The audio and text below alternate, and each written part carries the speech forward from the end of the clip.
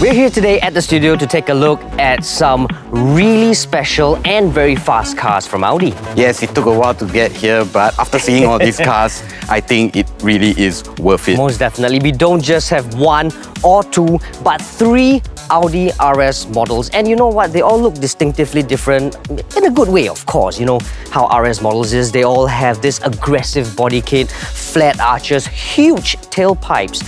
All around, they just look very aggressive, very bold, very, very fierce looking.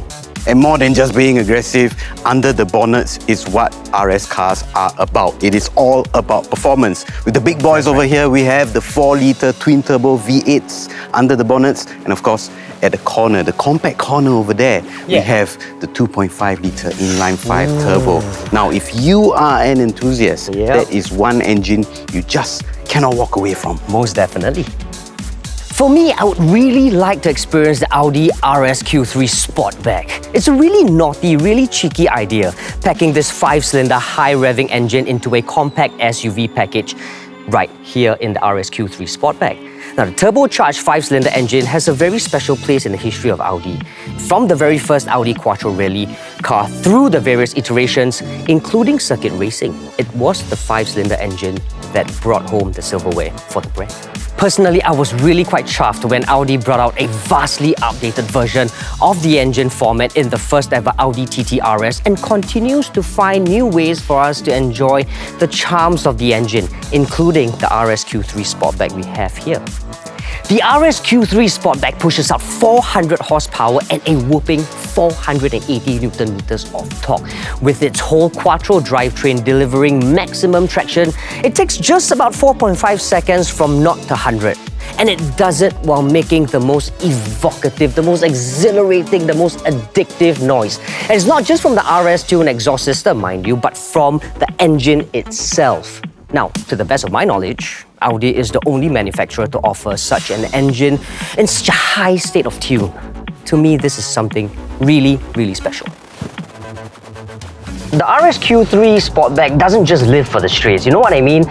It's able to set itself apart by being a proper and serious sports car. As a matter of fact, it actually handles like one. I do think its compact footprint does help with its agility, but there's a sort of like a very confident characteristic that makes it just as comfortable as any other SUVs out there in the market, so that the ride isn't necessarily harsh or hard.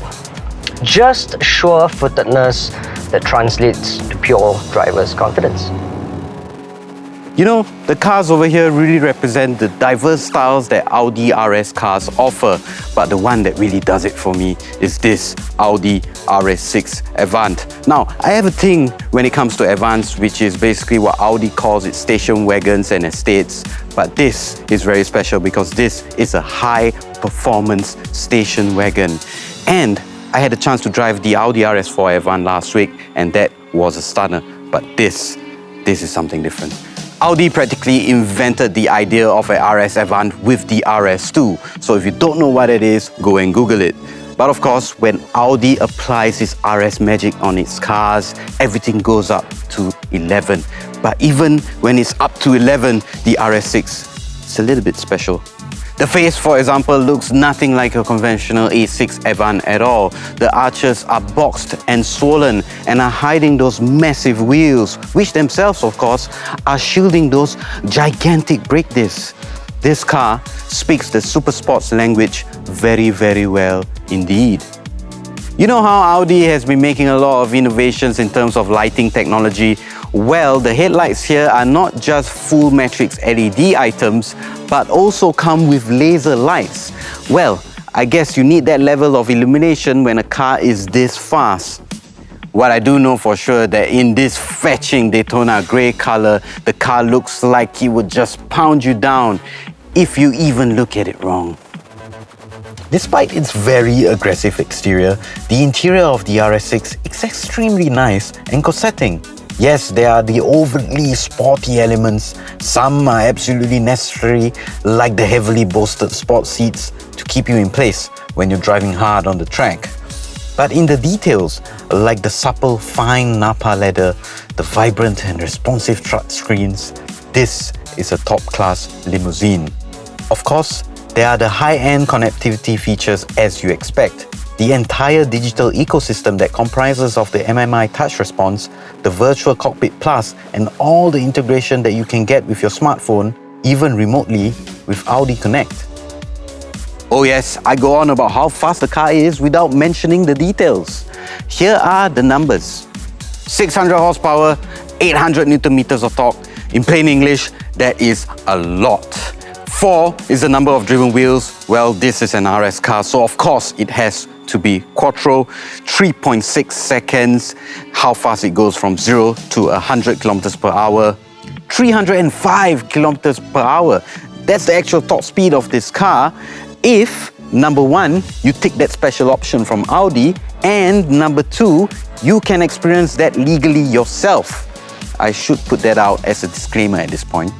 Audi has also included a special sport differential at the back so that you can get better traction out of the corners. Now, the previous two cars are pretty much iteration of our favorite ideas from the history of Audi RS models. The RS Q3 celebrating the special 5-cylinder motorsports engine, and the RS6 Avant, well, it's an Avant. There's something more to what makes an RS an RS, and it's how they have to be absolutely fit for purpose. The testing and development that goes into an RS is more extensive than your average run-of-the-mill family car. Each and every model must go through more than 8,000 kilometers of full-on testing on track, and mind you, it's not just any track, it's the fearsome North Loop of the Nürburgring, also known as the Green Hell. There, everything is worked to the absolute limit.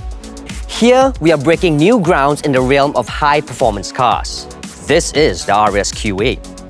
When the Q8 was launched, it immediately became the range topper of the SUV line, with extremely sharp lines, frameless windows, and that coupe-like roof. The Q8 put the sport in sport utility vehicle.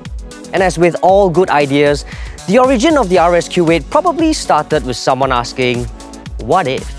Like, what if we can take some ideas from the RS6 and put it into something like the Q8? The result is a high-performance SUV with double dose of Audi RS. The design signature of the RS models are all present and correct here, like the enlarged intake vents as well as extended wheel arches. Inside, there is no compromise to the SUV brief. That means plenty of space to accommodate the daily needs of even the most demanding families. But again, like in the RS6, executed to a very high level with the finest materials, down to the smallest details. If nothing else, the interior more than earns the flagship title. It was important that the RS Q8 delivers not only as a sports car, but also as an SUV with all the ruggedness expected for this kind of car. So the twin-turbo 4-litre V8 and 8-speed automatic transmission have their own setup. The RS air suspension has a different configuration to include an all-road and off-road setup. Not that we recommend driving through the Amazon jungles in an RS Q8, but just so you know, this car is engineered on Audi's off-road track to ensure that it can hold its own in the rough.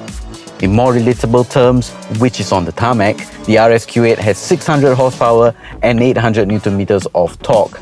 On the first opportunity, it complete the century spin in 3.8 seconds. Unbridled by the 250 km per hour limiter, it won't stop accelerating until you see 305 km per hour on the digital speedo. So there's 3 breeds of monster machines that we have presented today. And you know what? I kind of want to know more about Audi RS's models because I know for a fact that they have more than just these 3. Yeah, exactly. So I'm gonna call Audi and see what we can get our hands on next. All right.